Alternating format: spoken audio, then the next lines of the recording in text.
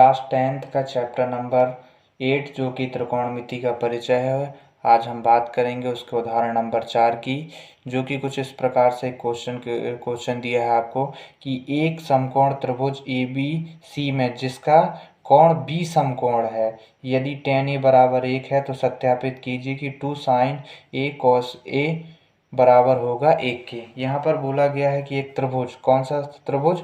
समकोण त्रिभुज, जिसका B क्या है? समकोण है। B समकोण है। समकोण त्रिभुज क्या होता है? जिसका एक एंगल 90 डिग्री का वो होता है हमारा समकोण त्रिभुज। तो यहाँ पर B हमें समकोण दिया है, मतलब इसमें 90 डिग्री का एंगल बनेगा। दिया है, क्या दिया है? एक त्रिभुज ABC है जिसमें B हमारा क्या है?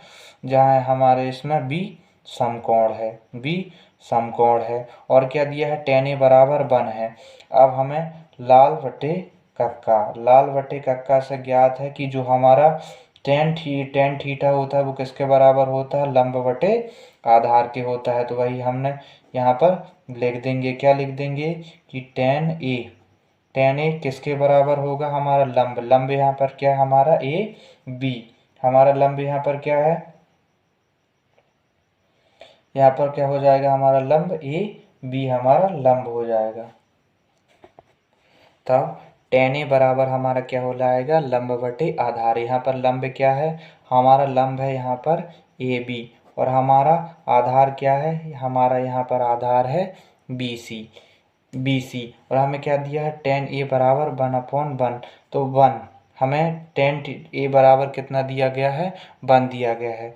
हमें पता है कि प्रत्येक संख्या के बटे में कितना होता है? 1। तो हमने लिख दिया 1/1, जो कि होता कितना है? 1 ही होता है। तो यहाँ पर हमें क्या दिया गया है? यहाँ पर हमें लंब दिया गया है और आधार दिया गया है। हमें कर्ण ज्ञात करना है। तो कर्ण हम कुछ इस प्रकार से निकाल सकते हैं। हमें पता क्या है? हमें पता है पाइथागोरस प्रमेय। पाइथागोरस प्रमेय क्या होती है कि हमने पीछे वाले क्वेश्चन में भी बहुत यूज़ की है। कर्ण स्क्वायर इज इक्वल टू आधार स्क्वायर प्लस लंब स्क्वायर। अब आप पूछेंगे कि आप कभी आधार को आगे लिखते हैं, कभी लंब को आगे लिखते हैं, तो इसमें कोई फ़र्क नहीं पड़ता। पहले आप लंब लिखें चाहे आधार लिखें, कोई डिफरेंस इसमें नहीं होता है। तो हमें क्या निकालना है? हमें निकालना है कर्ण। हमें क्या निकालना है? कर्ण निकालना है।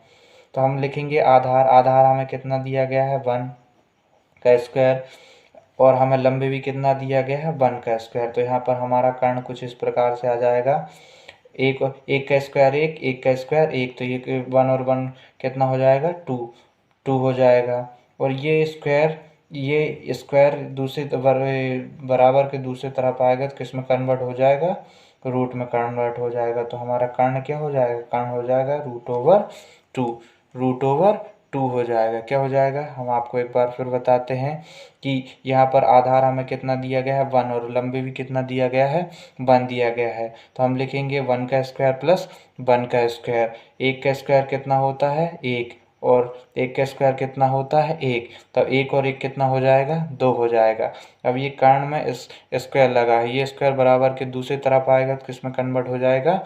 रूट में कन्वर्ट हो जाएगा। तो ये हमें कर्ण मिल गया। और यहाँ पर हमें कर्ण क्या, यहाँ पर हमारा कर्ण क्या है? AC है। हमारा कर्ण यहाँ पर क्या है?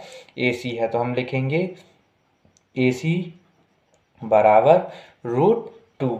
AC बराबर √2। तो यहाँ पर हमें लंब, आधार, कर्ण सभी मिल गए हैं। तो हमें क्या प्रूव करना है? हमें प्रूव करना है कि जो 2 sin A है वो हमारा 2 sin A into cos A किसके बराबर होगा? 1 के बराबर होगा। हमें क्या पता है? हमें पता है कि साइन थीटा किसके बराबर होता है? हमारा साइन थीटा बराबर होता है लंब बटे कर्ण के। तो यहाँ पर हमें लंब कितना दिया गया है? 1 दिया गया है। कितना दिया गया है? 1 दिया गया है। और हमें कर्ण कितना मिला है?